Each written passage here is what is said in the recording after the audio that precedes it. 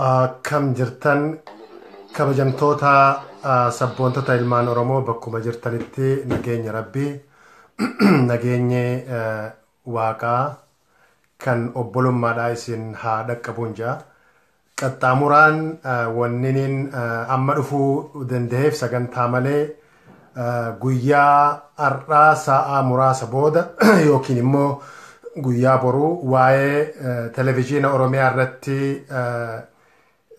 waa'ee qorannoo godhamee fi akkasuma immoo jijjiirama qubeedhaa kan jedhu san irratti kijibsiisuudhaaf televiziyoona isaanii irratti dubbatan kan afaan isaaniitu deebi'ee wal dhabu san irratti sagantaa bal'aa qabanneeti dhihaachuudhaaf deemna akka jaatanii guddicha afaan Oromootti. Televiziyoona irratti yoo dhugumatti qubeen afaan Oromoodhaa jijjiiramee hin jiraanne bu'aanii fi miidhaan inni fidu kun dhugumatti uummata Oromoodhaatiif kan konserni tahanii jiraatan tahe namoota hayyoota xiinqooqaa kan afaanii warra duraan mormaadhaa turan san silaa TV irratti televiziyoona irratti dhiheessanii dibeetii achi irratti osoo godhanii silaa gammachuu keenya ture jechuudha. Amma garuu namootuma intalishee ofii akka jedhan san jedhaa jedhanii dhiheessan qopheessatan san waltajjii irratti dhiheessuudhaan waan feekii ta'e waan superficial ta'e qabatanii waltajjii irratti dhihaataniiti dhaadheessuun sun itti gaafatamummaa jalaa isiniin baasu jechuudha. Afaan ta'uudhaan uummata Oromoo kijibu, uummata Oromootti sobu, seenaa sobu, ilmaan Oromoodhaa ijoollee xixiqqoo afaan isaan baratanii kunuunfachaadhaa jiran san jaamsuu irratti kan saganteeffatame ammallee itti fufee jiraachuu sobuu keessan garsiisa jechuudha. Tokko scientifically akka saayinsii afaanitti illee akkuma saayinsii afaanitti akkuma teknooloojiitti illee yoo chaalenjii dibeetii barbaaddan qabaattan hayyoota isin bakka buufattanii ni hojjanna jettan san dhiheessaadha. Akka akademitti dibeetii gooneeti waan kan uummata Oromoodhaatiif raggaasifna jechuudha. Wanni gubbarraa Ameerikaa tahii biyyi dhihaasii fidee softweerii san isinitti install godheeti ijoollee teenya ija jaamsuuf jiraachuu hin qabu jeetiin akka nama tokkootti akka tuuta jaatanii guddicha afaan Oromootti illee jala murree himuu barbaannaa jechuudha.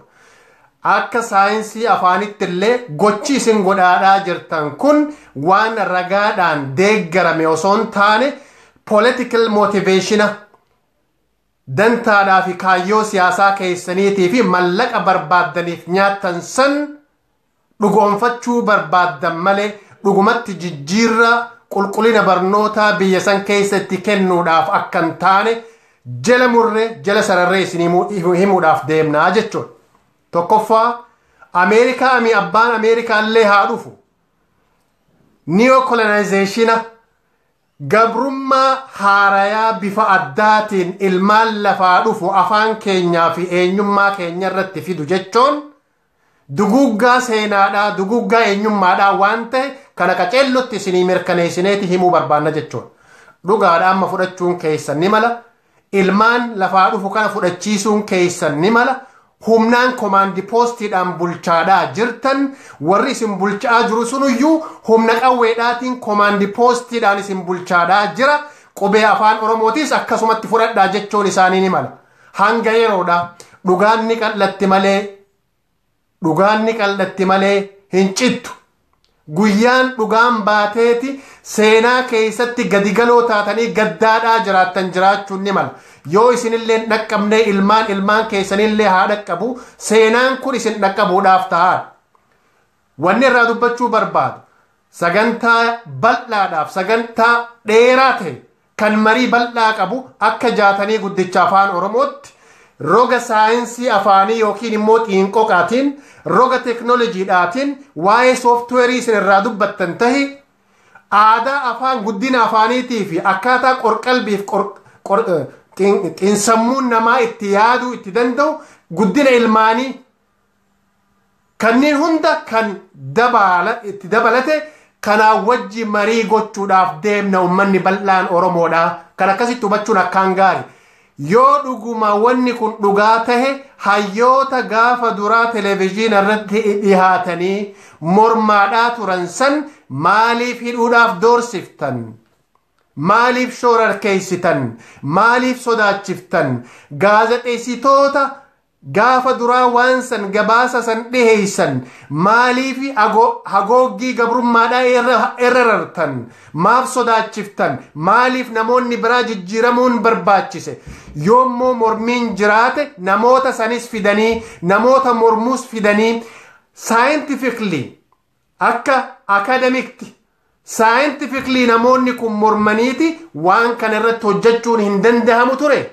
Ammallee as deebineeti mala baruu fi barsiisuudhaa kan jedhamu methodology jedhan san USAID tu gubbaadhaanuu kenna, Oromoodhaaf kenna, USAID Ameerikaatu gubbaa isiniif kenna. Gaafiin guddaan biiroon barnoota Oromiyaatis itti gaafatamaanis warri amma dura tures abbaan manaa Asteer Maammoodhaa kan biiroo barnoota Oromiyaadhaa itti gaafatamaa ture.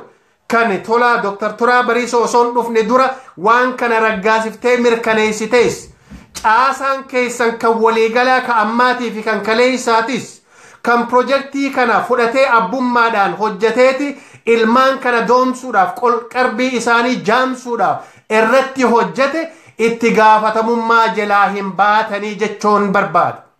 Kana wanni jedhuuf ololaaf yookiin immoo propaagandaa qofaadhaaf osoo hin taane haasawuma isin kaleessa haasoftan keessaahu namni tokko frequency soundiin jedhu sun qubeen dura dhufu dhugaadhaa jedhaa jechoodha.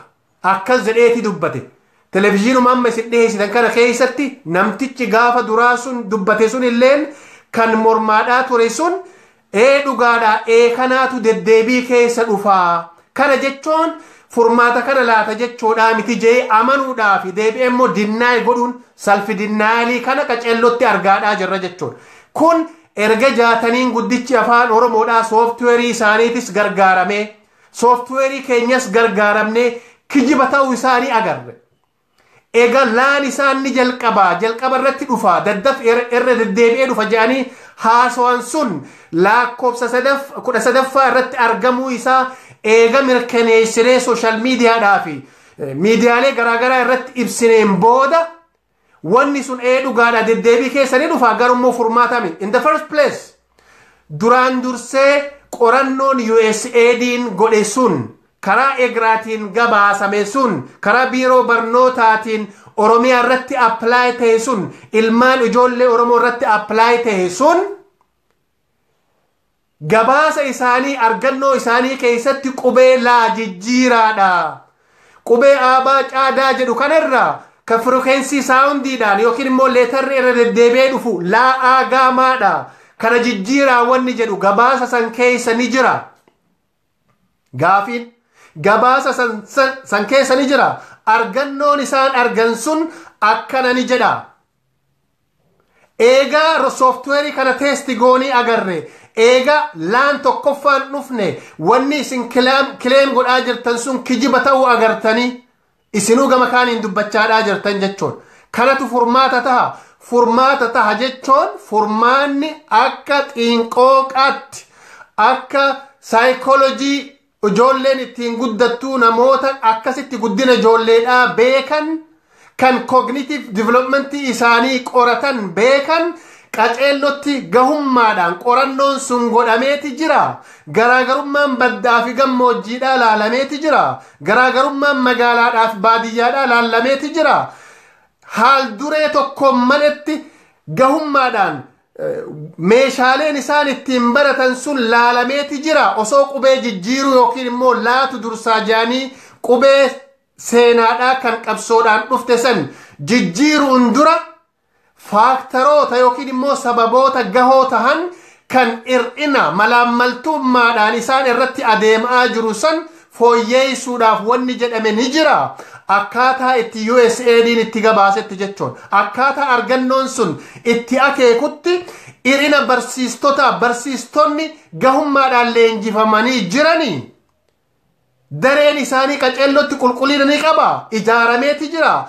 daa'imni dhalattuun tokko kiiloomeetira meeqa deemeeti mana barumsaa san dhaqa erga dhaqee barsiisaa gahaa argata saayikooloojiin barsiisaa kanaa akka maalirratti ijaarameeti jira shoorarkaa ni qaba ni sodaata qawweedhaan ni doorsiftanii bilisummaa barsiisuudhaan ni qaba bilisummaa dubbachuudhaan ni qaba maatiin ijoolleedhaa bilisummaadhaan jiraatanii ilmaan isaanii bilisummaadhaan kunuunfachaadhaa jiranii komaandi poostii kanaafi kan kanaan dura kan waggaa 25 oliitiif deemaa jiru kana kan qawweedhaan doorsisa abbootiif haawwan irraa doorsiftanii kaan ajjeesaadhaa jirtan kan kaan mana hidhaa keessatti walitti uggurtanii qabdan san ilmaan kun qorqalbiin isaanii sammuun isaanii qaceellotti ni yaada jettanii yaaddan moo dhugumatti dubbisuudhaaf barreessu sababa frequency sound saniif dhaban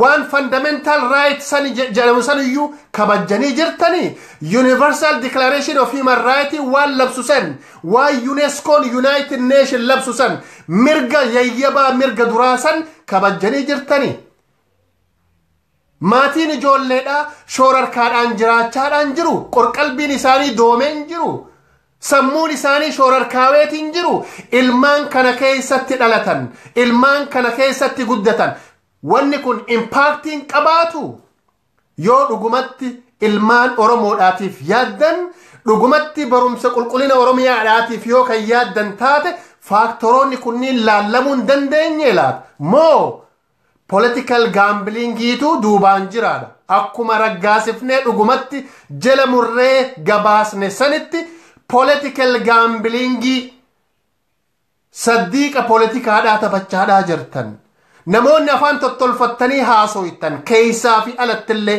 saddiiqa politikaadhaa taphatamaadhaa jira jechoodha sababni gahummaadhaan scientifically isaan dhiheessitan kijiba akka ta'e qaceellotti jechuudha kijiba akka ta'e ifaan ifatti lafa jira jechuudha ummanni bal'aanis ragaadha jechuudha duuba wanni godhame kun mirgi duraa kan maatiidha mirgi duraa ka abbaa fi haadha kan haawwanii mirgi duraa kan barsiisaadha mirgi duraa kan hawaasa keessa jiraatanii qulqullinni barnootaa mirgi barnoota barachuudha mirgi gahummaadhaan meeshaa barbaachisuun dargachuudha ni jira moo dhugumatti mallaqa gargaarsaan alarraa dhufu kana korraapshinaan fixxaniiti sababaa kana dhiheeffattan gaafiin guddaan isa kan mallaqa alarraa dhihaatu kana korraapshinaan dhiheeffattan malaammaltummaadhaan dhiheeffattan keessaa fi alattillee amma haasawa hedduu haasawuun barbaadu sagantaa bal'aa waahiloottan kiyyaa wajji waan kanarratti hundaa'uudhaan sababa isaan dhiheeffatan kana hunda kijibsiisuudhaaf akka saayikoolojii kogniitiif divelopmentii ijoolleetillee qorqalbii fi xiinsammuudhaan kan dabaalame saayinsii afaaniitii fi aadaadhaatiin hawaasummaadhaan kan dabaalame kan qorannoo gahaadhaan wajji dhiheessuu dandeenyu kana gahaa chaalenji godhani gabaasa keenyallee fuula duratti bal'inaan dhiheessuudhaaf deemna jechuudha top bottom approachiin fudhatamuu qabuudha grassrootii irratti hawaasa keessatti abbaa fi haadha jidduudhatti ilmaan jidduudhatti barsiisaaf maatii jidduudhatti waan godhamuu qabu hariiroo hawaasummaa jidduu isaanii jiru san keessatti waan godhamuu qabu malli isin malaammaltummaadhaan lafa kaayaadhaa jirtan kun akka kijiba ta'e barreessuudhaaf baay'ee salphaadha dubbisuudhaaf baay'ee salphaadha afaan biiroon barnoota waan biraa jedha biiroon communicationaa waan biraa jedha dabballoonniif qondaalonni OPDOdhaa waan biraa jedhan gabaasni OZD USAIDdhaa yookiin immoo karaa igraatiin dhiyaate gara biiroo barnootaatiin waan biraa jedha wanni isin dubbachaadhaa jirtan waan biraati abbootiiniif hayyoonni genuine ta'an kan biyya keessaa falmachaadhaa jiran ni ukkaanfaman ni sodaachifaman warroota akkanumatti mallaqaan tahii dantaadhaan qamashamanii dhufan waltajjii irratti dhiheessuu warra biraa golgaa irraa achi qabuun golgachuun soba akka ta'e kijibaa akka jirtan qaceellotti ifaanifatti beekamaadha jira. Mee dhugumatti namoota san hin sodaachisinaadha, hin shororkeessinaadha, hin doorsisinaadha, hayyoota san bilisummaa akkasii kennaadha. Waltajjii irratti dhiheeysa, waltajjii ma barbaachisaa ta'e kara saayintifik ta'een chaalenji isin goona. Waltajjii akkasitti dhihaadha. Aluma kanattuu haa ta'u dhihaadha. Waltajjii akkasitti kan waa'ee dhimmi kun akka salphaatti akka laalle Oromoon na daawwattanis waan kana hordoftanis dhimma kana akka waan salphaatti akka laalle, akka waan lafaa qofatti akka laalle, dhimmi eenyummaa keetii, dhimmi afaan keetii, dhimmi aadaa keetii, dhimmi seenaa keetii waa hunda caalaa beek. Yoo afaan hin qabaanne akka itti falmattee qabsoo gootu hin qabdu beek. Afaan yoo hin qabaanne, afaan waliigaltuun yoo hin qabaanne akka itti mirga kee itti falmattuun hin jiru. Basic human right beeka, fundamental right. Isa kana takka mulqamnaan akka barbaade si bibixxilan, akka barbaade si gaggaragalchan, akka barbaade hudduu jala si tuman, akka barbaadetti akkuma amma tumaa jiran kana jechuudha. Akka barbaade sammuu kee garagalchan, saba gabroomee dachii irratti afanii miilaan irra deemaadhaa jiran jechuudha. Hin jirtan, hin jirru. Kanaan dhufnaan dhuguma hin jirre. Maaliif wanni kun akkaan hamaa ta'e? Sooftuweerii sabboonummaadhaa kan afaan keetiin dabaalame san, sooftuweerii san si keessaa haqanqaalanii baafnaan ati hin jirtu. Namni sammuudhaan gabroome biyyaaf, lafaaf falmachuu hin danda'u, qabeenyaaf falmachuu hin danda'u. Qabeenyi guddaan eenyummaa keeti, qabeenyi guddaan afaan keeti, qabeenyi guddaan seenaa keeti, qabeenyi guddaan aadaa keeti. Yoo waan kana dhabde takka mirkaneeffatan, yoo tole jettee fudhatte, jettee yoo fudhatte, gabrummaa bara baraa tole jettee eega fudhatte addaan gala. Gaafa guyyaa qiyaamaadhaa malee bilisoomuudhaaf hin teessu. Taani rabbiitu beeka. Gaafa waan kana tole jettee fudhatte keessaa fi alattillee siidhumatte gaafa qiyaamaa malee fudhadhaatan jecha tana fudhadhaa. Guyyaa qiyaamaadhaa malee Oromoon bilisoomuudhaaf hin teessu. Gaafa qiyaamaallee waan gaarii ati dachii tanarratti dalaydeetu rabbi biratti jaajiin abbaan murtiidhaa gaafa san rabbi kan nama hunda wal qixxeessu akka amantii garaagaraatti kan nama hunda wal qixxeessu kan saba hunda wal qixxeessu gaafa san rabbi ilma namaatii miti malaammaltummaan hin jiru. Gaaf sanillee waan har'a dalayde kan ittiin dhaqattu. Ammaaf garuu yoo waan addunyaa tanarratti mirga bu'uuraa fundamental rightii rabbiin sii kenne God given right mirga bu'uuraa kan yayyabaa kan rabbi siif kenne kasiin dhangi'e isa kana namni akka keetii sirraa mulqe jechuun hin jirtu. Dhumtee jirta, dhumnee jirra. Salphaa isinitti hin fakkaatin. Dubbiin dubbii eenyummaadhaati. Lafaaf falmachuudhaan sammuu tee dura bilisoomuu dhaqabdi. Dachii teetiif falmachuudhaaf dura sooftuweeriin qaceelloodhaa kan sabboonummaadhaa sammuu kee keessa jiraachuu qaba. Tarii warroonni duubaan siyaasaa geggeeffataadhaa jiran, warroonni duubaan siyaasaa geggeeffachaadhaa jiran bakka qaban ni beekan.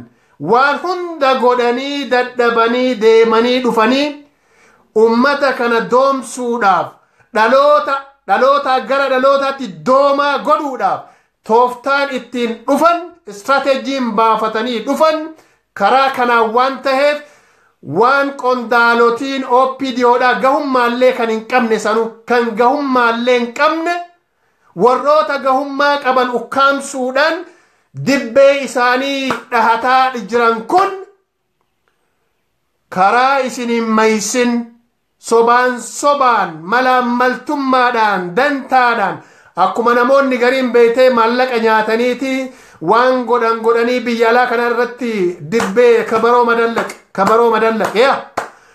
kabaroo የሰቦኑማ ከበሮ መደለቅ አስፈልግም እንደለጉ ድቤ ሰቦኑማዳ ባሮ ሰቦኑማዳ ፈከይሰኒ ትቱሙን ቡዋ ከንቀምነ ረጋ ቀበተማን አርጋዳ ጅራፍ ከይፈልመዱ ደመቂ ኤኙማ ኬቲ ፈልመዱ ተኑማን ጀዳ yoo dhaamsi kun isiniif tahe bakka jirtanitti waliif dabarsaa. Hammeenyallee dubbachuun barbaadu, namootas tuquun barbaadu, murnas tuquun barbaadu. Dhimmi kun dhimma eenyummaa keenyaati, dhimma Oromoodhaati, dhimma gandaa, dhimma amantii, dhimma jaarmiyaa osoo hin taane dhimma waloo keenyaati. Namoonni yakka dalagan eessattillee saaxilamuudha qaban, qaamni yakka dalage eessattillee saaxilamuudha qaba. Kan gorfamuu danda'u eessattillee gorfamuu danda'u qaba. Kan barachuu qabu barachuudha qaba. Saniin alatti gaa haqa keetiif falmachuu wanni si dhorku hin jiru. Kana falmachuun sirra jiraachuu qaba, narra jiraachuu qaba. Waan dandeessu gumaachita. An waan danda'uun gumaacha. Waan hin dandeenye kijibuun qabu. Waan danda'uun roga danda'uun ummata kiyyaaf maal godha, maal gochuu danda'a. Sakandii takkaafillee haa ta'u waan natti fakkaatuuf natti dhagaamu kaayyoo Oromoof Oromummaa irratti haqa irratti dantaa sabaa irratti maal gumaachuu danda'a of gaafachuu danda'uudha qaba. Atis of gaafadhu, hundi keenya of gaafachuu danda'uudha qabna. Dhaamsa kana kaampeenii akkanuma walii godhuu qofaa osoo hin taane dhugaa irratti hundaa'uudhaan, saayinsii irratti hundaa'uudhaan dhugaa jirtu dhugaa saba keenyaa bakka jirrutti walii ibsuun dirqama keenya hunda. Gamtaadhaan tokkummaadhaan waan kana keessaa fi alattillee falmachuun jiraachuu qaba. Ummanni biyyaa ammatti hagoogdii gabrummaadhaa jala jira. Komaandi poostiidhaan bulaadhaa jira. Namoonni sabboontonni biyya keessa kan mootummaa Oromiyaa keessa jirtanis falmadha. Hayyoonni biyya keessa kan doorsifama adda addaatiin doorsifamaadhaa jirtanis guyyaan seenaadhaa, guyyaan dhugaan keessan bahu numa dhufa. Doorsifama san jalaa guyyaan itti baatan, guyyaan itti bilisoomtanii ogummaa fi beekumsa san mirga bilisaatiin shaakaltan sun numa dhufa. Akkanatti waan haftu, akkanatti dukkanaa'ee waan hafu numa nuu ifti ta'a. Kanaafuu gamtaadhaan keessaa fi alattillee dantaa sabaatiif kaayyoo sabaa irratti jabaadhaan isiniin jaa. Sagantaa birootiin bal'inaan waahiloottan kiyyaa wajji akka jaatanii guddicha afaan Oromootti walitti deebinaa. Yeroo keenyan balleessinu lafarratti waa dalaynu, waa hojjennu qaceellotti jechuudha. Waliin waa hojjechuu haa aadeeffannu, amala haa godhannu, dhugaa haa qabannu, dhugaadhaaf haa dhaabbannu, kaayyoo dhugaadhaa saniif haa dhaabbannu. Yoo kana taane gaarii milkooyinaan isiniin jedhaa. Yeroo gaarii qabaadhaa, ulfaadhaa. Namoonni waan kanatti amantan waliif hiraa, waliin gayaa, dhaamsa waliif dabarsaa. Dirqamni kiyya qofaadhaa miti. Haasawa kiyya keessatti yoo akka malee nama tuqee jiraadheef na hoffolchaan isiniin jaa. An yaada natti mul'atuu fi Oromoodhaaf ni ta'u jeeti yaadu san yaada saniin kennachaadhaa jira. Kanaan alatti namoonni na tuqee nu tuqee jettanii yaaddanii fi shoorarkooytan shoorarkaa'uumi hallayyatti bada yoo shayxana taatan isinirraa maganfanna. A'uuzu billaahi isiniin jenna. Yoo ilma namaa taatanii shayxana taatanii yookiin immoo ilma namaa fakkaattanii nutti dhuftan ati ilma namaatii miti shayxana daabiloos isiin jea. Ilma namaa fakkaattee shayxanaatu dhufaa jira jechoodha. Ilmaan Oromootti waan kana ofirraa maganfachuun akkaan gaarii, haqa keetiif falmachuun sirra jiraachuudha qabaan siin jea. Dhaamsa kana walii dabarsaa. Yeroo gaarii qabaadhaa. Bal'inaa walitti deebinaa. Fayyaa ta'a.